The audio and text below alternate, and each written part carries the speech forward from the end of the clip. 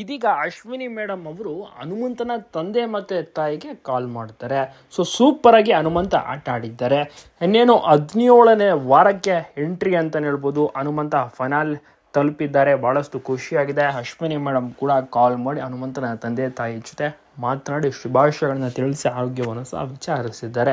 ತುಂಬ ಜನರಿಗೂ ಕೂಡ ಇಷ್ಟ ಹನುಮಂತು ಆಟ ಇದೆಯಲ್ಲ, ಅದು ತುಂಬ ಜನರು ಕೂಡ ಮೆಚ್ಕೊಂಡಿದ್ದಾರೆ. ಸೆಲೆಬ್ರಿಟೀಸ್ಗಳು ಕೂಡ ವಿಡಿಯೋವನ್ನ ಮಾಡಿ ಸೋಷಿಯಲ್ ಮೀಡಿಯಾದಲ್ಲಿ ಪೋಸ್ಟ್ ಮಾಡ್ತಾ ಇದ್ದಾರೆ.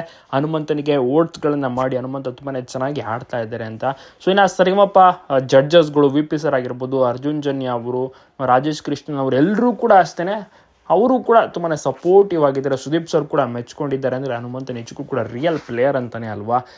ಸುದೀಪ್ ಸರ್ ಅವರು ಕೂಡ ಬಹಳಷ್ಟು ಜನರಿಗೂ ಕೂಡ ಬಹಳಷ್ಟು ಹತ್ತಿರವಾಗಿದ್ದಾರೆ ಹನುಮಂತ. ಮತ್ತು ಈಗ ಫೈನಲ್ಗೆ ಸುದೀಪ್ ಸರ್ ಅವರು ಕೂಡ ಬಹಳಷ್ಟು ಚೆನ್ನಾಗಿ ಮಿಂಚ್ತಾರೆ. ತುಂಬ ಚೆನ್ನಾಗಿ ವೇದಿಕೆ ಕೂಡ ಸಜ್ಜಾಗಿದೆ. ಮತ್ತು ಹನುಮಂತನ ತಂದೆ ತಾಯಿ ಕೂಡ ಫೈನಲ್ ನೋಡೋಕ್ಕೆ ಬರ್ತಾರೆ. ಅವರು ಕೂಡ ಅಲ್ಲಿ ಕುತ್ಕೊಂಡಿರ್ತಾರೆ.